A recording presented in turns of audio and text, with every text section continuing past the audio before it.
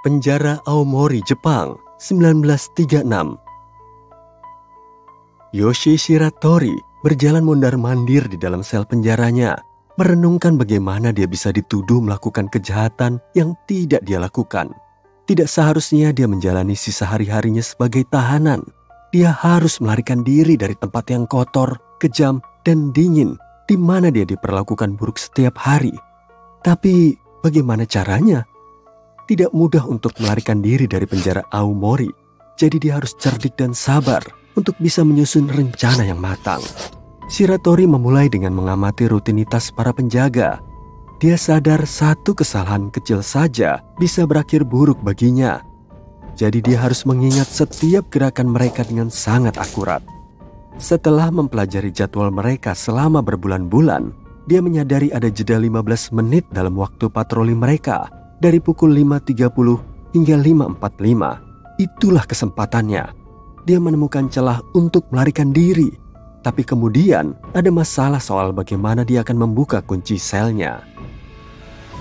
Shiratori tidak mudah menyerah hanya karena satu masalah kecil. Para tahanan diberi ember mandi saat berada di tempat pemandian. Yang mengejutkan, Shiratori menyadari ember-ember itu dibalut cincin penyangga logam yang bisa digunakan layaknya kawat. Lalu, suatu hari, dia menyelundupkan satu ember ke dalam selnya dan menunggu waktu untuk bebas.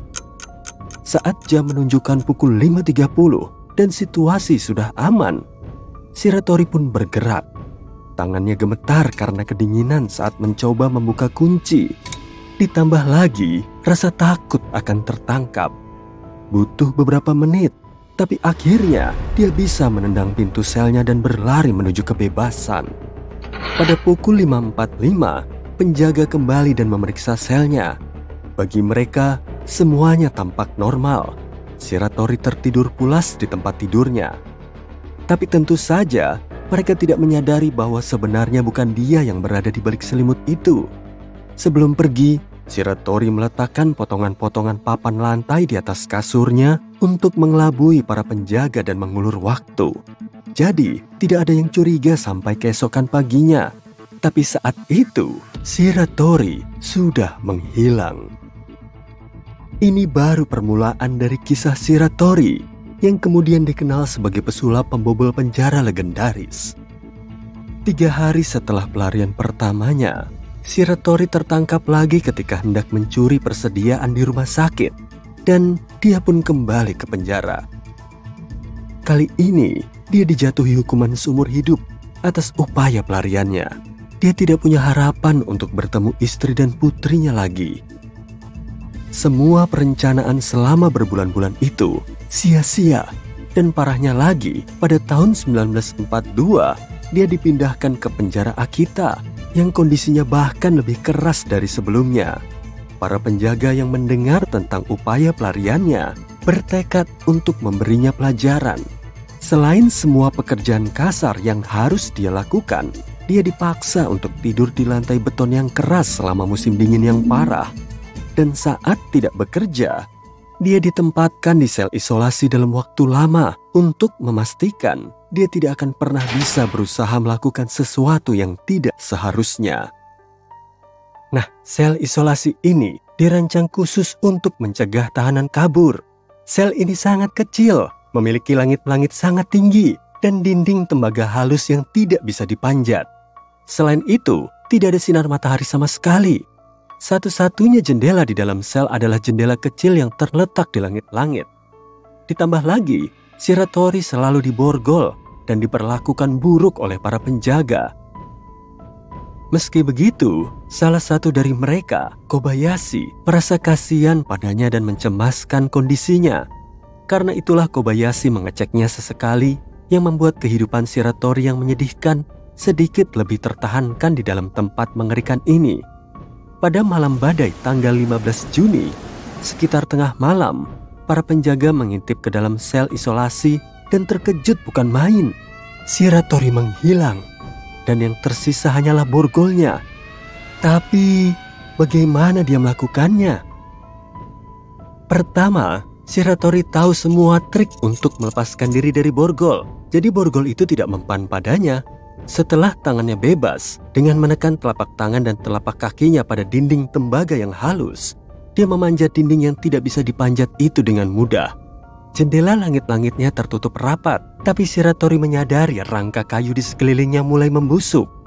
Jadi, malam demi malam, dia memanjat ke sana saat para penjaga tidak melihat dan melepaskan bingkai sedikit demi sedikit. Dia akhirnya berhasil merusak bagian yang berkarat. Tapi, dia menunggu sampai badai datang, sehingga tidak ada seorang pun yang bisa mendengar langkah kakinya di atap. 3 bulan kemudian, Shiratori mengetuk pintu rumah orang yang ia kira adalah temannya, Kobayashi. Dia ingin Kobayashi berdiri di sisinya saat dia berjuang melawan sistem penjara yang korup.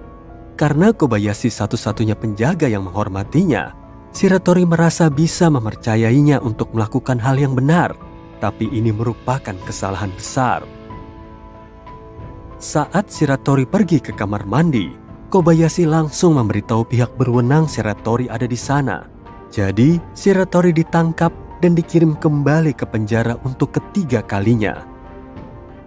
Karena dia sudah melegenda pada saat itu, pihak berwenang ingin memastikan dia tidak bisa melarikan diri untuk ketiga kalinya.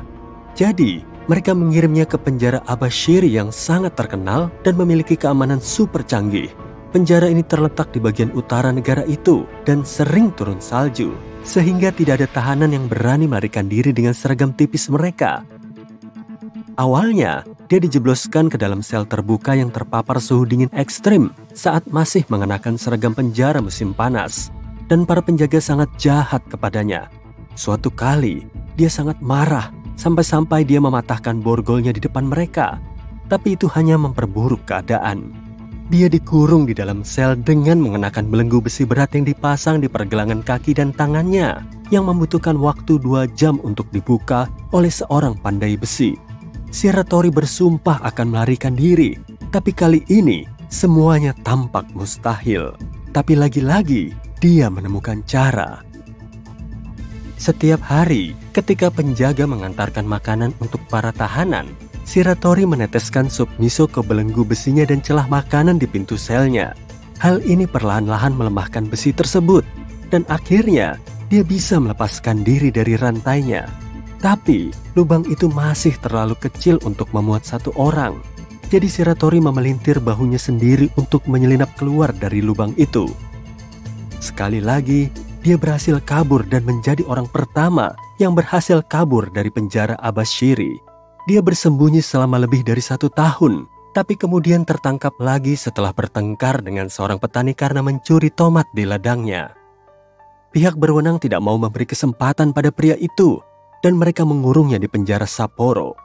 Satu-satunya lubang di selnya lebih kecil dari kepalanya, dan ada penjaga yang berdiri di depannya sepanjang waktu. Jadi, bisa dibayangkan betapa terkejutnya mereka ketika suatu malam para penjaga tidak bisa menemukan Shiratori di sana. Kali ini, Shiratori berhasil melarikan diri dengan menggali terowongan tepat di bawah tempat tidurnya menggunakan mangkuk sup miso. Dia hidup bebas selama 1 tahun hingga suatu hari, seorang polisi duduk di sampingnya di bangku taman. Polisi tersebut tidak menyadari identitas aslinya, tapi Shiratori sangat tersentuh oleh sikap baik hati petugas tersebut, sehingga memutuskan untuk mengungkap identitasnya. Dia ditangkap sekali lagi, tapi kali ini setelah meninjau kembali kasusnya, pengadilan mencabut kondisi hukumannya yang keras dan mengirimnya ke penjara Fuchu yang lebih nyaman di Tokyo, di mana dia dibebaskan lebih awal karena berkelakuan baik. Dia akhirnya bisa berkumpul kembali dengan putrinya sebagai orang yang benar-benar bebas.